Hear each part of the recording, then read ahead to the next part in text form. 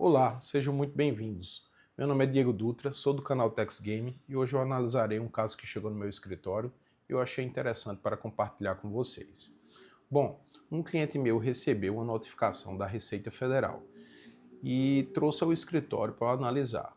Nessa notificação continha um suposto débito que ele está com a Receita. Ao analisar os documentos, eu achei não só estranho algumas provas que tinham sido juntadas pela Receita Federal, como entendi como exacerbadas várias presunções que ali continham. E essas presunções geraram, inclusive, a origem do lançamento tributário. E nesse momento eu também analisei as possíveis defesas que um advogado pode apresentar para um cliente, seja administrativamente, se possível, ou judicialmente. Nesta notificação, a Receita Federal afirmou que existia omissão de rendimentos por parte desse meu cliente. Com base em quê? Só existia menção a 4 notas. Então, no primeiro momento, eu fui atrás de saber quem é que tinha emitido essas notas. Entrei no site da Receita, procurei pelo CNPJ, e se tratava de uma pessoa jurídica, um comerciante de frutas, que indicava nessas notas que alcançavam a quantia de 1,5 milhão que o meu cliente era um produtor rural. Tinha produzido toneladas de banana, pinha, uva, manga, em um período de 2 meses e auferido rendimento, obviamente, através de pagamento dessa empresa. Essas notas fiscais eram as únicas provas trazidas pela Receita Federal.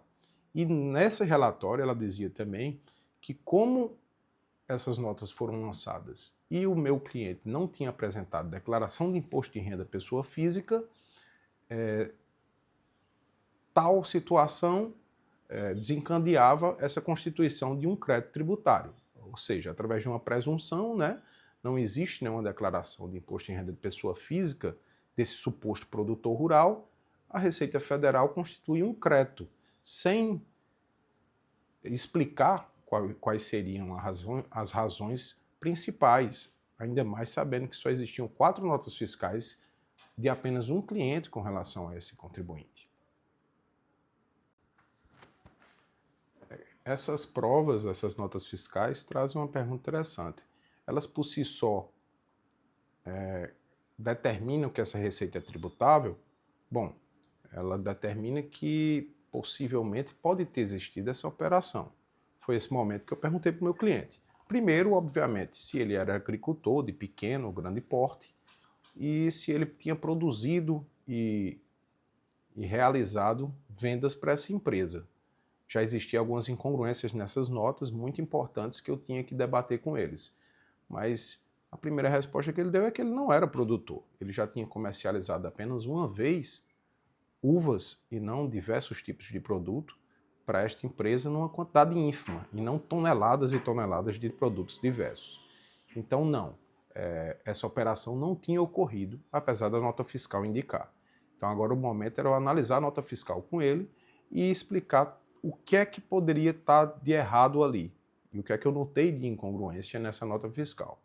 Um dos pontos principais que eu notei é que o endereço da pessoa jurídica era o mesmo endereço do meu cliente. Isso constava na nota fiscal.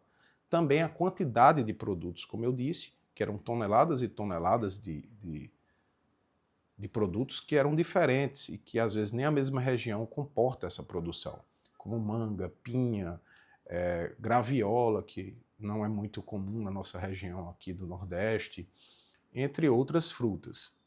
Além desses pontos, eram 4 notas fiscais, como eu falei, referentes a um período de 2 exercícios, e isso já deu para eu saber que apenas um agricultor de grande porte poderia produzir tantas mercadorias para um único PJ, e não era o caso. Ele era seletista, ele não era produtor rural e não tinha realizado essas operações. Por isso eu continuei conversando com ele e explicando quais possíveis caminhos nós podíamos tomar.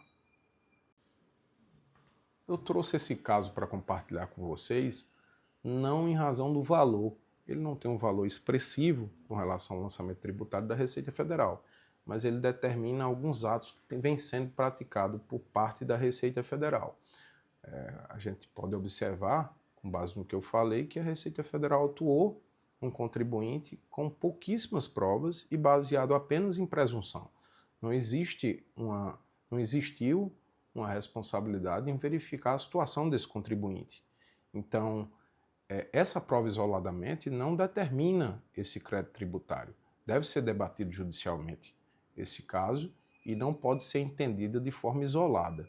Deve existir, nesse caso, para a gente buscar a justiça, o contraditório, a ampla defesa, que será realizado através dessa ação anulatória de débito fiscal, que é a única forma, a única medida, basicamente, nesse caso, para a gente debater se existe, se esse débito é devido ou não. Se você gostou desse caso, fala nos comentários se tem alguma notificação que sua empresa recebeu e você ficou com dúvida, ou você como profissional de contabilidade ou advogado, você se deparou com um auto de infração interessante e quer compartilhar conosco, fala nos comentários que nós estamos aqui para mais vídeos e mais dicas. Um abraço a todos.